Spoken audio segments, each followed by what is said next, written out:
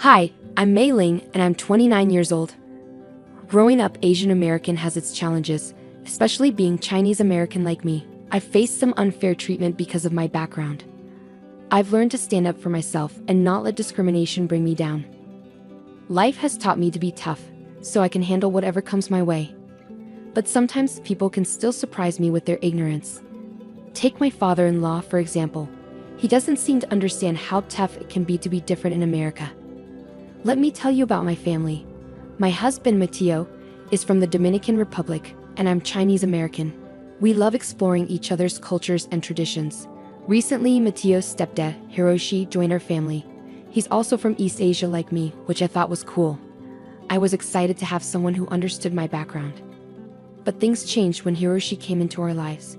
Mateo and his mom, Sofia, started speaking more Spanish, especially when Hiroshi was around. At first, I didn't think much of it since Spanish is their first language. Plus, they weren't saying anything bad. I know because I speak Spanish too. I want to surprise my husband by learning Spanish. He really appreciates it when people do things for him, so I thought learning his language would make us closer. I kept it a secret for longer than I planned because I was afraid to tell them I could understand what they were saying. Even though I was getting better at Spanish, I was still scared of making mistakes and embarrassing myself. Maybe my fear was a good thing because when Hiroshi came into the picture, Sofia and Mateo started speaking Spanish more often. I thought it was best not to speak Spanish during those times. I mean, imagine joining a family with different cultures and feeling left out by everyone. Out of respect for Hiroshi and because we both shared East Asian backgrounds, I kept talking to him in English. I found it a bit strange that they were speaking Spanish more, but I didn't think much of it. That is, until I started hearing insults in Spanish that really surprised me. I remember that day vividly, like it just happened. We were all gathered around the table, ready to enjoy a meal together. The food smelled amazing, and we were chatting happily. But then disaster struck. I accidentally spilled gravy everywhere when I reached for the gravy boat.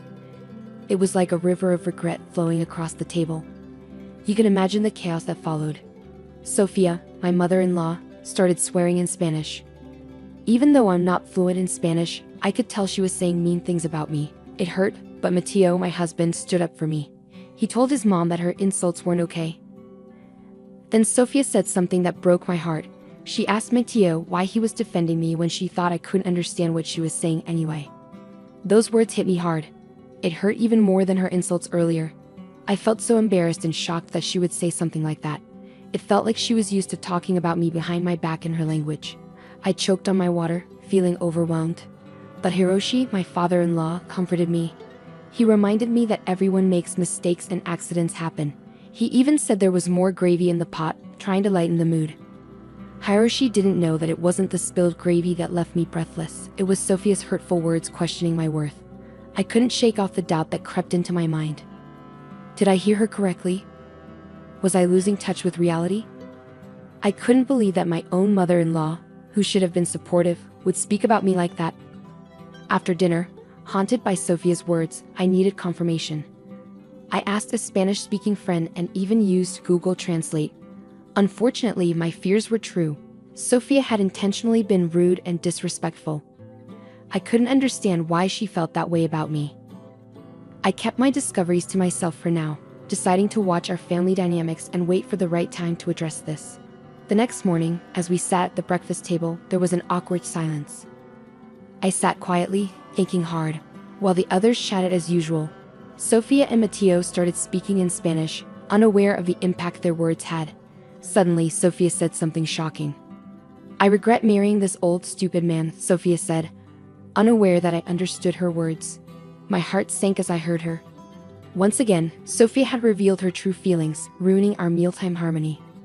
Meanwhile, Hiroshi chuckled and said, "I should learn Spanish so I can understand what you two are always talking about." If only he knew the painful truth behind their laughter. Sofia and Mateo pretended it was all harmless teasing, hiding the hurtful gossip they were sharing right in front of him. But the gossip didn't stop there. Mateo and Sofia continued, each comment more hurtful than the last. Let me give you some examples. They mocked Hiroshi's accent, mimicking his attempts to pronounce certain words. They laughed at his cultural traditions, saying they were strange or unnecessary. And they made jokes about his age, saying he was past his prime. As I sat there, I felt more and more uncomfortable. It was like watching a cruel game where Hiroshi was the target of their teasing without even knowing it. My heart hurt for him, knowing he was being hurt by his own family. This wasn't the love and acceptance I hoped for when our cultures came together. In that moment, I promised myself I wouldn't stay silent anymore. Sophia might have said hurtful things about me, but I wouldn't let her treat this kind old man the same way. I knew I had to address the tension in our family to make them see the value of our diverse backgrounds and the importance of treating each other with kindness. As time passed, I became more determined to expose Matteo and Sophia's unkind treatment of Hiroshi. Armed with my phone, I started recording their hurtful conversations during meals. I wanted to show them their behavior and its impact. With each meal, I discreetly captured their words, knowing they would reveal the truth. As their insults grew harsher, Hiroshi started to notice something was wrong. He and I were constantly left out, and it was clear something needed to change. As Hiroshi felt more excluded, his lively spirit dimmed. I tried to guide our conversations in English to include everyone, but Matteo and Sophia always switched back to Spanish, shutting us out. Their gossip and insults towards Hiroshi ruined the atmosphere at meals. When I listened to the recordings, I realized something heartbreaking. Sophia had married Hiroshi for his money, regretting that she couldn't inherit his fortune until he passed away. I was shocked by her greed, and Matteo, my husband, not only joined in the insults but found them funny, supporting his mother's awful intentions. The realization hit me hard. How could I have missed their true colors?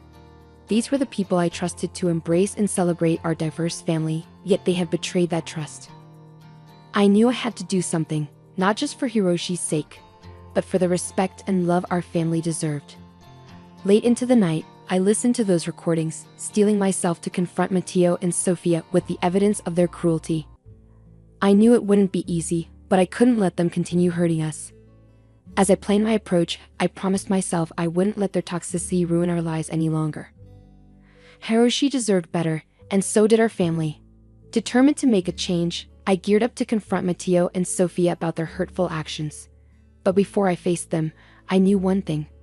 Hiroshi needed to hear the truth first. He deserved to know. Gathering my courage, I approached Hiroshi, sensing his heavy heart. With a comforting smile, I asked, "Hey Hiroshi, how are you holding up?" He sighed and met my gaze, his vulnerability clear. "Mei Ling, it's been tough, honestly. I'm having a hard time fitting into this new family setup. The constant use of Spanish makes me feel left out, like I don't belong. Maybe I should consider those Spanish classes after all." Understanding his struggle, I nodded sympathetically. "I hear you, Hiroshi. It's been bothering me too. But there's something important I need to tell you." He looked intrigued, curious about what I had to say. "What's on your mind, Mei Ling?" Taking a deep breath, I confessed the secret I'd been keeping. "Hiroshi, I understand Spanish. I've been following every conversation Matteo and Sofia have had. They didn't know because I never joined in on the Spanish talks. I kept it to myself because I felt nervous and embarrassed about my language skills, but I do understand them completely." Hiroshi looked surprised. "Why didn't you tell them? I'm sure they would have helped you with your Spanish." I smiled sadly. "You're probably right, Hiroshi. I was just nervous and embarrassed. I wanted to surprise Matteo once I learned enough Spanish to have a real conversation, but I kept delaying it, worried he wouldn't be impressed. Still, maybe it's a good thing I didn't tell them." "Why do you say that?" "By keeping this secret, I was able to hear their conversations, and what I heard wasn't good. He had been talking about you behind your back, saying hurtful things. The language barrier protected them, but now they'll have to face the consequences." Hiroshi looked confused and concerned. "What do you mean? What have they been saying about me?" I took his hands in mine, speaking firmly. "Hiroshi, they've been making fun of you, mocking you, and saying mean things about you. It's been happening for weeks, and it's terrible that they can talk about you like that." His eyes showed a mix of surprise, hurt, and gratitude. "I don't know what to say. Thank you for telling me the truth. I never thought they would do something like this." "What exactly have they been saying?" he asked, bracing himself for the harsh reality. "Hiroshi, I know this is hard to hear, but I have to be honest with you. Sophia married you for your money, and both she and Matteo are waiting for you to pass away so they can inherit your fortune." As my words sank in, Hiroshi's disbelief turned into shock and confusion. "No, Mei Ling, that can't be true. Sophia loves me and Mateo loves me too. They wouldn't do that. Are you sure you're being honest with me? Maybe it's you who's trying to deceive me. With determination, I assured him, Hiroshi, I wouldn't bring this up without evidence. I recorded their conversations, and you can hear it for yourself. Ask any Spanish-speaking person you know to confirm what they're saying. I then airdropped the recordings to Hiroshi's phone, letting him uncover the truth for himself. Days passed, and the tension between Hiroshi, Sophia, and Mateo grew thicker. I gave Hiroshi space to process everything. Then, one day, he pulled me aside, his face showing a mix of acceptance and gratitude. I owe you an apology. I doubted you, blinded by my love for Sophia. But after talking to my Spanish-speaking friends and listening to those recordings, I believe you. I can't believe they said such awful things about me. What did I do to deserve this? I know, Hiroshi, it's a lot to take in, and I'm sorry, but I felt you needed to know the truth. I've decided to get an annulment. I'm old, May. I can't waste time with people who don't care about me. It's just hard to believe you'll be leaving so soon. Leaving sounds like the right move. I think you should do it. This will be my last night here. Tomorrow, I'll go and won't contact Sophia and Mateo until I'm ready to start the annulment process. But for now, I think I need a break. You deserve real love and peace, Hiroshi, and so do I. With that, Hiroshi and I hugged, and then we both went our separate ways. The next day, just as he said, Hiroshi was gone. He packed his things and left, leaving Sophia and Mateo confused and free to keep talking badly about him. As I put away the dishes, I could hear Sophia and Mateo in the nearby living room. Their insults towards Hiroshi made me furious. Why were they being so cruel? Finally, I couldn't take it anymore. With a surge of confidence, I decided to confront them about their hurtful behavior. Enough was enough. I know exactly what you've been saying about Hiroshi in your secret Spanish conversations, I said firmly. Sophia's face went pale, and she looked shocked. Mateo tried to act innocent.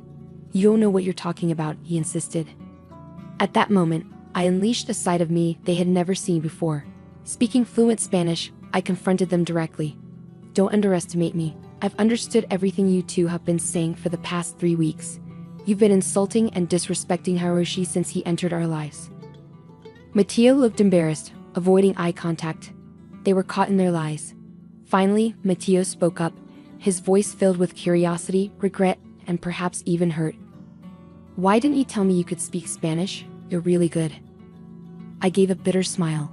I was embarrassed by my imperfect Spanish, but now I see that it helped me uncover the truth about your true intentions towards Hiroshi. Their eyes widened in shock, struggling to comprehend the gravity of the situation. Sophia's voice shook as she asked, What do you mean, Mei-ling? I took a deep breath, revealing the truth bit by bit. I've told Hiroshi everything. He's on vacation now, away from this toxic environment. And because of what he's learned, he's going to pursue an annulment.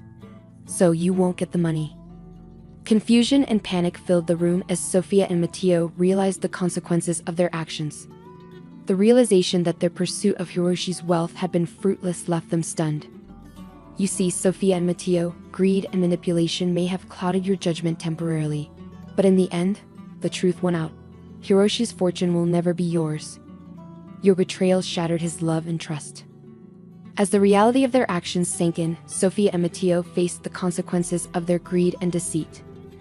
The facade they had built around Hiroshi crumbled, and their dreams of an easy fortune vanished.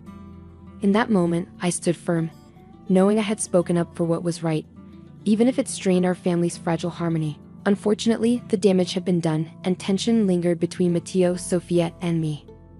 Realizing the toxicity of the situation, I knew I couldn't stay any longer. If they could treat Hiroshi like that, who knows what they said about me? Their true colors had been exposed, and I couldn't ignore the toxicity in our relationship. Quietly, I started planning my exit. I reached out to Hiroshi for guidance and support. He, being the kind soul he was, encouraged me and even offered financial help to start anew. He knew I deserved better than the toxic environment we were in.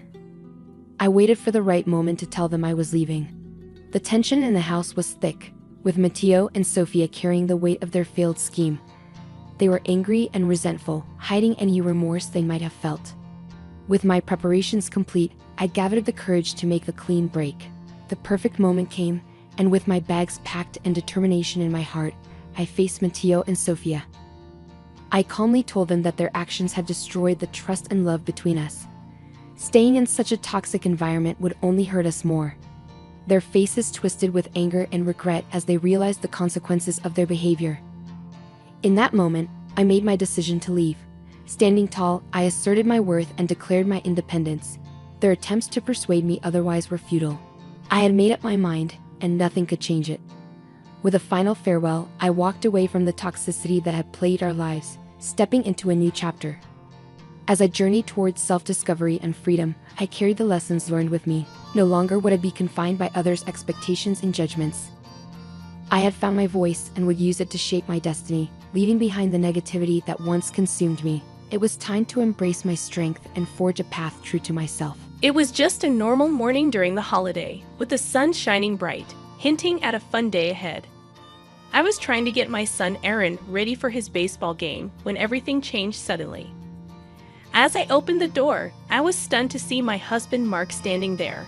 The same husband who had disappeared without a trace 3 years ago. "This is our home," he stated firmly, but with a hint of uncertainty in his voice. Before I could fully comprehend his return, another person appeared behind him. Clara, my sister-in-law. Seeing her made my stomach twist with unease. "We're here to take custody of Aaron," Clara declared, her words dripping with false kindness.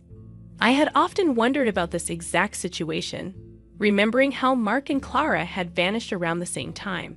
It seemed too coincidental to be true. But with the chaos of daily life and limited resources, I hadn't been able to investigate further. Lost in these thoughts, I barely noticed Aaron's voice behind me. "Mom, who are you talking to?" My heart sank. There he stood, my brave son, unaware of the storm brewing.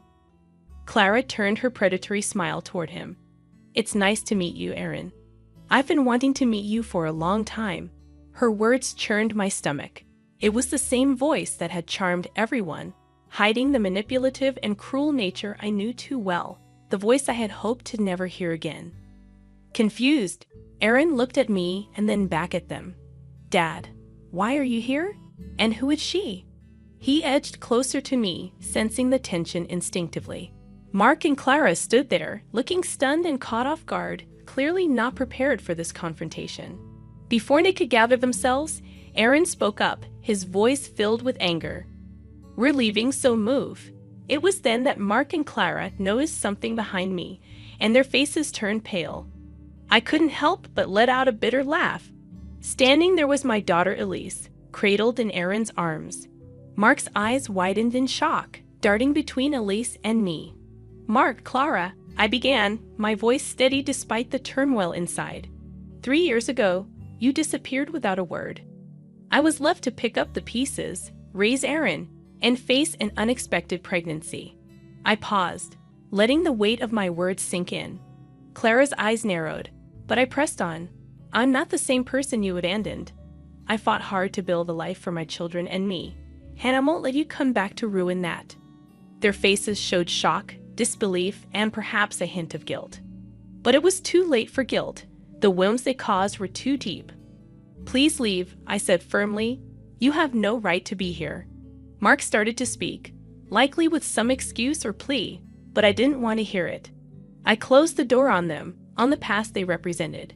Turning back to my children, I saw Aaron looking at me with newfound respect, and Elise oblivious to the turmoil.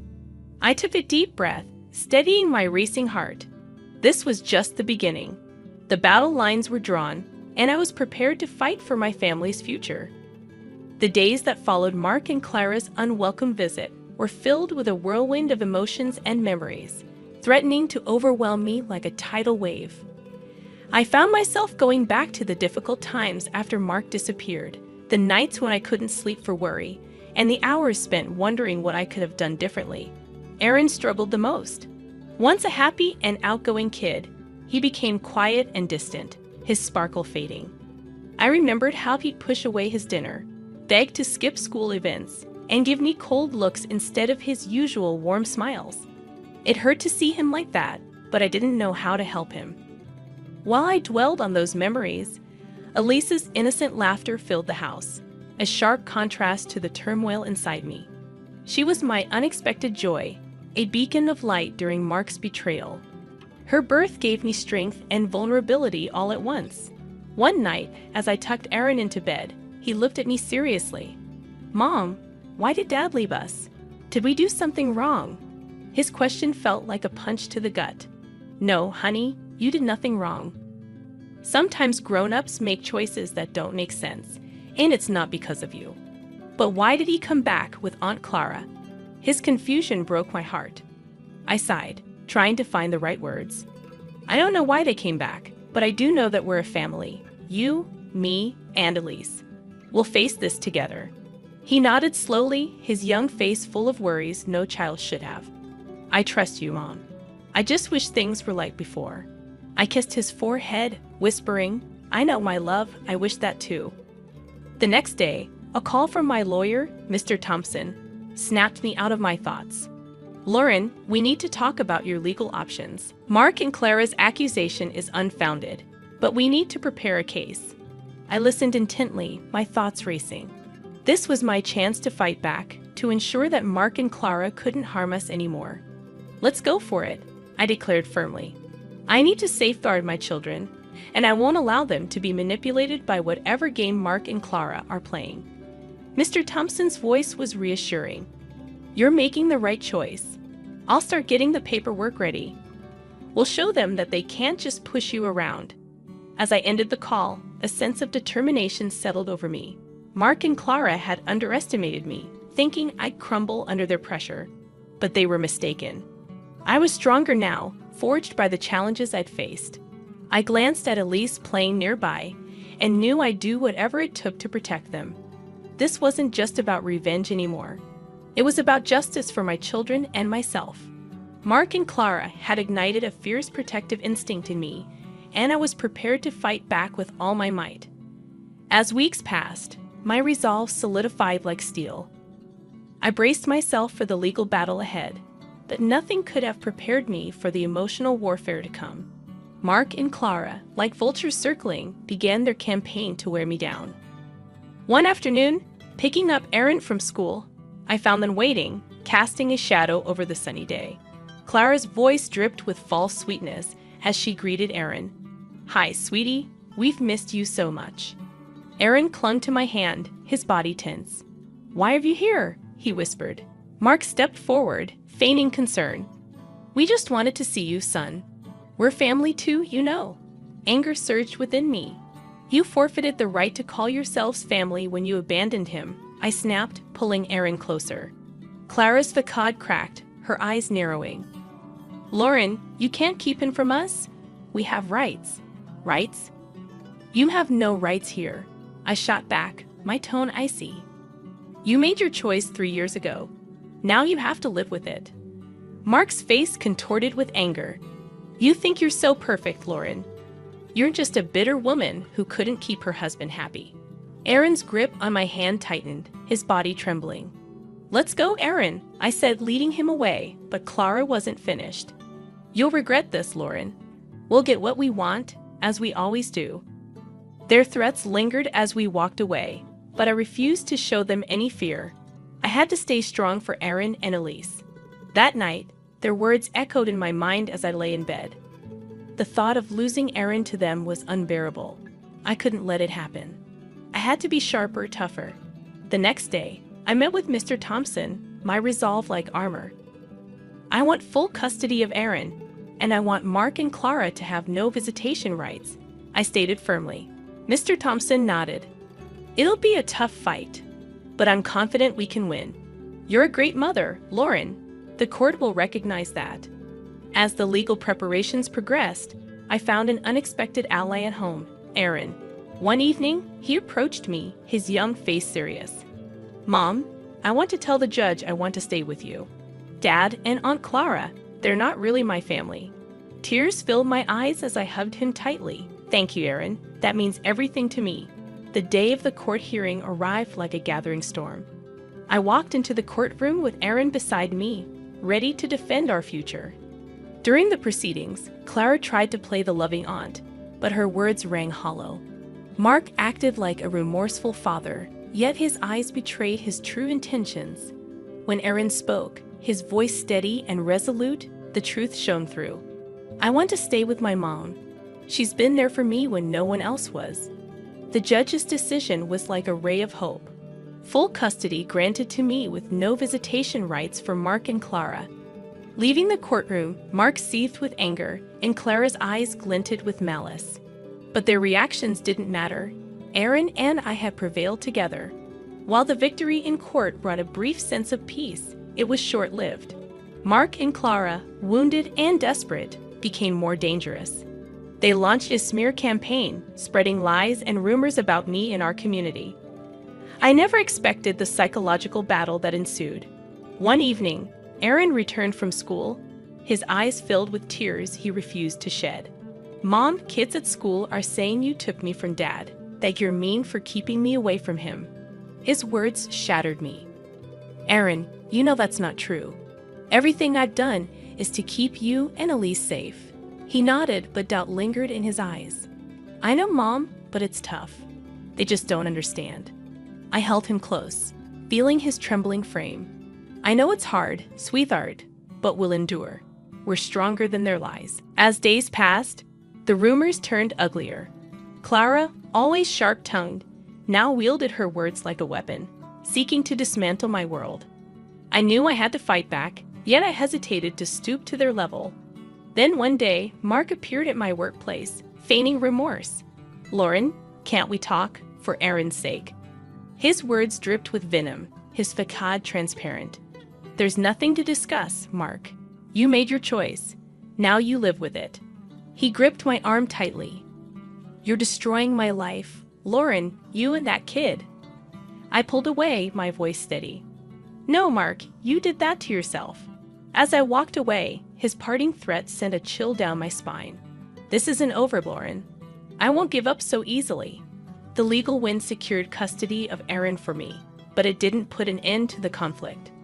Mark and Clara persisted, and I could see how it affected Aaron.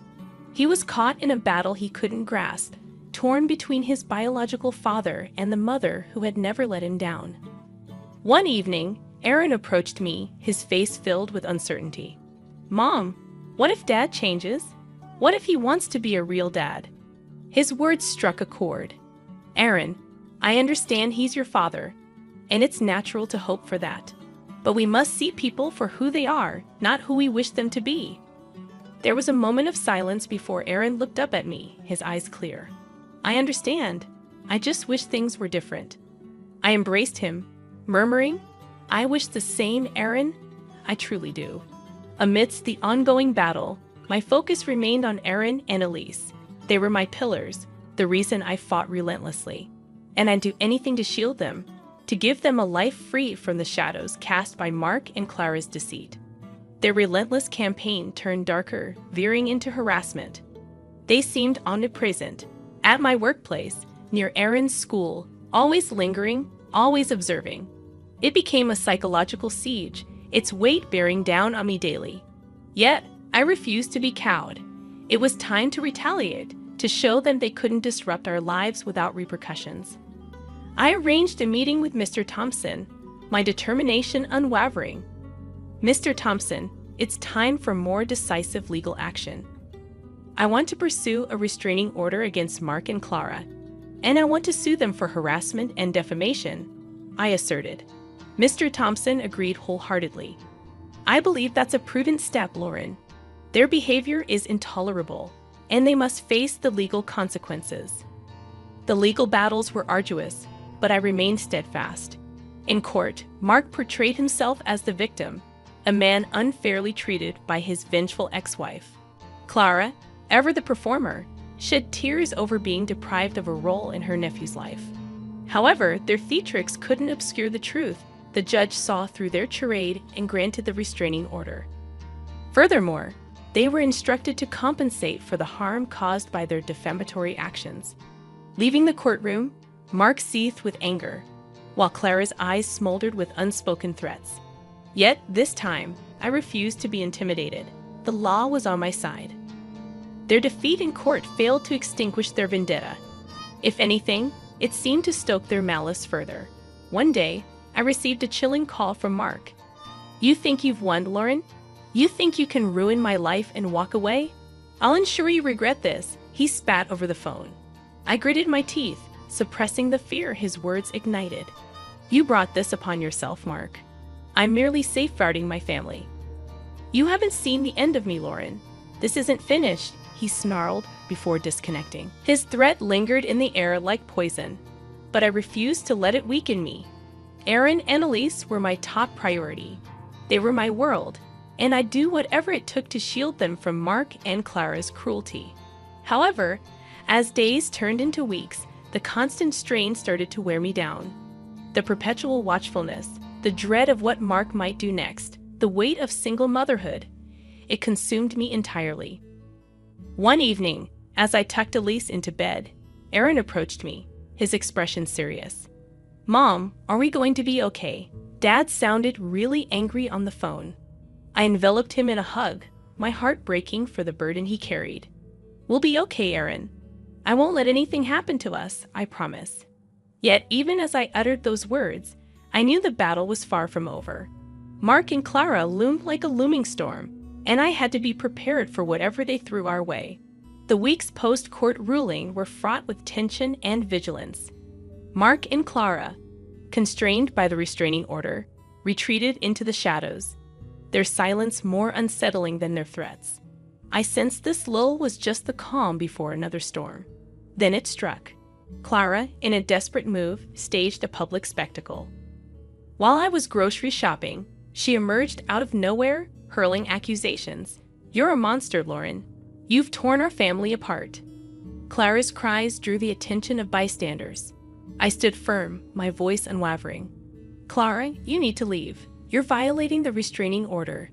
Enraged, she spat back. I don't care. The world needs to see your true colors. But her theatrics backfired. The store manager, recognizing the disruption, called the police. As they escorted a hysterical Clara away, her facade of the wronged aunt crumbled. This public meltdown proved to be the tipping point. The police charged Clara with violating the restraining order and causing a public disturbance. Mark, too, faced repercussions. His involvement in the harassment and defamation, now laid bare, led to his arrest. As I witnessed their apprehension, a twinge of pity stirred within me. They had plummeted into their own abyss, a pit of lies and animosity they had dug themselves. Yet this feeling was swiftly eclipsed by a sense of justice. They were finally being held accountable for their actions. In the aftermath, the community's perception shifted. The truth about Mark and Clara's deceit and manipulation came to light. Those who had once whispered behind my back now extended their apologies and support. Aaron, witnessing his father and aunt's downfall, grappled with conflicting emotions. Mom, is it wrong to feel relieved about Dad and Aunt Clara getting arrested? I squeezed his hand, empathizing with his inner turmoil. It's okay to feel relieved, Aaron. They caused us a lot of pain. It's natural to seek justice. The battle that had consumed us for months appeared to be at an end. Mark and Clara, once formidable adversaries, were now diminished. Their ability to harm us had been stripped away. As I tucked Aaron and Elise into bed that night, a sense of tranquility settled over me. We had weathered the storm and emerged triumphant. Our future lay before us, bright and full of promise.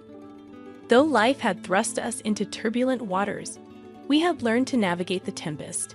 Now, it was time to relish the calm, to embrace the fresh beginning that awaited us.